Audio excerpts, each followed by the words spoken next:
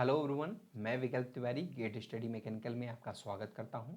आज के इस वीडियो में हम गेट 2012 का एक क्वेश्चन सॉल्व करने वाले हैं। ये क्वेश्चन हमारे थ्योरी ऑफ मशीन सब्जेक्ट से पूछा गया था। सो क्वेश्चन है, इन अ mechanisms given below, if the angular velocity of the eccentric circular disk is 1 radian per second and the angular velocity of the follower link for the instant shown in the figure is, सो मुझे क्या find out करनी है? मुझे यहाँ पे follower की angular velocity find out करनी है। चार ऑप्शंस दिए गए हैं। आइए इस क्वेश्चन को सॉल्व करते हैं। आप सब लोगों को पता है कि जब भी हमारा कोई भी क्वेश्चन वेलोसिटी एनालिसिस में एंगुलर वेलोसिटी से रिलेटेड पूछा जाए तो उस कंडीशन में हमारा जो सबसे एफिशिएंट मेथड होता है वो होता है आई सेंटर मेथड। सो मैं ऐसा करता हूं, सभी लोगों के आई सेंटर मेथड के सारे कॉन्सेप्ट क्लियर होंगे। जिन लोगों को आई सेंटर मेथड में कोई भी प्रॉब्लम होती है वो हमारी यूट्यूब चैनल पे जाके आई सेंटर पे के कॉन्सेप्ट पे जो वीडियो दिया गया है उसे देख सकते हैं। उसकी लिंक आपको डिस्क्रिप्शन में भी मिल जाएगी, वहाँ से भी आप जाके उस वीडियो को देख सकते हैं। तो शुरुआत करते हैं इस क्वेश्चन को सॉल्व करने की। अब यहाँ पे क्या क्या डेटा गिवन है मैं एक बार उसे नोट कर लेता हूँ। सो यहाँ पे हमारी डिस्क की एंगुलर वेलोसिटी गिवन है। उससे पहले मैं सारे लिंक्स को नेमिंग कर देता हूँ यहाँ पे। तो ये हमारी लिंक नंबर 1 जो कि हमारी एक फिक्स्ड लिंक है, ये हमारी लिंक नंबर 2 और ये डिस्क है हमारी लिंक नंबर 3। ओके नाउ, सो मैं यहाँ पे वैल्यूज़ भी लिख देता हूँ। यहाँ पे हमारे डिस्क की एंगुलर वेलोसिटी गिवन है कितनी? डिस्क की एंगुलर वेलोसिटी गिवन है 1 रेडियन पर सेकेंड। और हमसे पूछा क्या गया है? हमसे फॉलोवर की angular velocity that means omega 2 की वैल्यू पूछी गई है। कैसे कैलकुलेट करेंगे? बड़ा आसान है।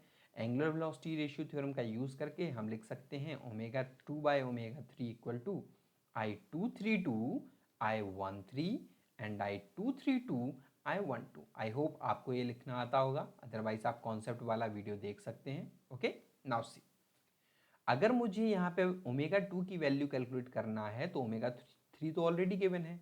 मुझे इन इंस्टेंटेनियस सेंटर्स के बीच की डिस्टेंस फाइंड आउट करनी होगी, तो उसके लिए हमें इन इंस्टेंटेनियस सेंटर को लोकेट भी करना होगा। तो कौन कौन से इंस्टेंटेनियस सेंटर हमें लोकेट करने हैं? I12, I13 and I23। I hope it is clear. तो मैं यहाँ पे लोकेट करने जा रहा हूँ। सबसे पहले मैं बात करता हूँ I12 कहाँ पे होगा? 1 और 2 एक दूसरे से टर्निंग पेयर से कनेक्टेड हैं, तो I12 यहाँ पे होगा। 1 और 3 की बात करूँ तो ये भी एक दूसरे से टर्निंग पेयर के साथ कनेक्टेड हैं, तो I13 यहाँ पे होगा। बात आती है 2 और 3 के बीच में। 2 और 3 के बीच में हमारा जो इंस्टेंटेनियस सेंटर होगा वो कहाँ पे होगा? अगर आप क्लियरली ऑब्जर्व करेंगे तो उस कंडीशन में क्लियरली विजिबल है कि लिंक 3 रोटेट करेगी और जो हमारा फॉलोवर 2 है वो हमारे इस डिस्क के ऊपर स्लाइड करेगा। तो इन दोनों के बीच में अगर मैं मोशन की बात करूं, किस तरीके का मोशन है? सो ये मोशन है rolling with slipping, with slipping और विद स्लाइडिंग भी कह सकते हैं। ओके, तो अगर दो लिंक्स के बीच में मोशन हो रोलिंग विद स्लिपिंग तो उनका इंस्टेंटेनियस सेंटर कहाँ होगा? आई होप आप सब लोगों ने पढ़ा होगा कि अगर किसी सरफेस पे हमारी कोई लिंक रोलिंग विदाउट स्लिपिंग करती है तो उसका इंस्टेंटेनियस सेंटर उनके पॉइंट ऑफ कांटेक्ट पे होता है। लेकिन अगर यही डिस्क स्लिप करते हुए रोल करे तो उनका इंस्टेंटेनियस सेंटर कहाँ पे होता है? उनका इंस्टेंटेनियस सेंटर होता है उनके पॉइंट ऑफ कांटेक्ट पे एक कॉमन नॉर्मल ड्रॉ किया जाए, इस कॉमन नॉर्मल पे होगा। कहाँ होगा ये आपको फाइंड आउट करना पड़ेगा। ओके, बट होगा डेफिनेटली नॉट इनफाइनाइट, सॉरी,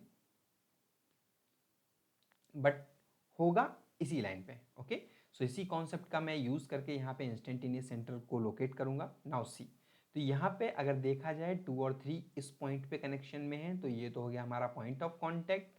और मैं यहाँ पे एक कॉमन नॉर्मल ड्रॉ करता हूँ बिकॉज फॉलोवर टेंजेंट है, तो इनका जो नॉर्मल है वो हमारे डिस्क के सेंटर से पास हो रहा होगा। लेकिन इस डिस्क पे 2 और 3 का कॉमन इंस्टेंटेनियस सेंटर कहाँ है उसका मुझे कोई आइडिया नहीं है। अब कैसे लोकेट करें? आप सब लोगों को पता होगा कैनेडी थ्योरम के बारे में। कैनेडी थ्योरम क्या कहती है? अगर कभी भी कोई भी तीन लिंक आपस में रिलेटिव मोशन में हो, 1 2 एंड 3, यहाँ पे ये तीन लिंक हैं, ये आपस में रिलेटिव मोशन में हो तो उनके जो इंस्टेंटेनियस सेंटर होंगे वो डेफिनेटली एक स्ट्रेट लाइन पे लाई करेंगे, अगर वो एक मैकेनिज्म है तो। ओके, स्ट्रक्चर के केस में ये नहीं वैलिड होगा। ओके, सो ये हमारी एक स्ट्रेट लाइन पे फॉल लाई करना चाहिए। तो देखो I12 और I13 को कनेक्ट करने वाली लाइन कौन सी है, ये लाइन है।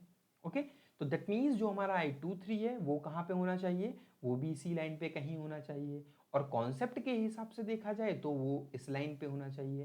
तो कोई ऐसा पॉइंट बताओ जो दोनों क्राइटेरिया सेटिस्फाई कर दे, दैट मीन्स इस डिस्क का जो सेंटर होगा वही होगा हमारा I23। आई होप ये कॉन्सेप्ट आज आपको क्लियर हो गया होगा। नाउ सी, अब हम डिस्टेंस बड़े आसानी से बता सकते हैं। तो मैं यहाँ पे वैल्यूज पुटअप कर देता हूँ एंगुलर वेलोसिटी थ्योरम वाले रिलेशन में। ω2 तो हमें फाइंड आउट ही करना है, ω3 की वैल्यू है 1। मैं बात करूँ 23 से लेके 13 तक की डिस्टेंस क्या है, सो 23 से लेके 13 तक की डिस्टेंस है 5, जो कि है mm में। तो मैं यहाँ पे रख देता हूँ 23 से 13 तक की डिस्टेंस है 5। लेकिन अगर मैं बात करूँ 23 से 12 तक की डिस्टेंस क्या है, सो ये है हमारा 12, ये है हमारा 23, टोटल डिस्टेंस हो जाएगी 45 प्लस 5, दैट मीन्स 50। मैं यहाँ पे वैल्यू पुटअप कर देता हूँ 50। ओके, सो यहाँ से आप ω2 की वैल्यू आसानी से निकाल सकते हैं। 1 into 5/50, that means this value will be equal to 0.1 radian per second. Okay, so कैसे ये इसके सेंटर पे लाई कर रहा है, आई होप आपका ये डाउट क्लियर हो गया होगा। और अगर आपके कॉन्सेप्ट ऑलरेडी आई सेंटर को लेके क्लियर है, दैट मीन्स आपको कोई प्रॉब्लम नहीं हुई होगी एंड ये वीडियो आपको अच्छा लगा होगा।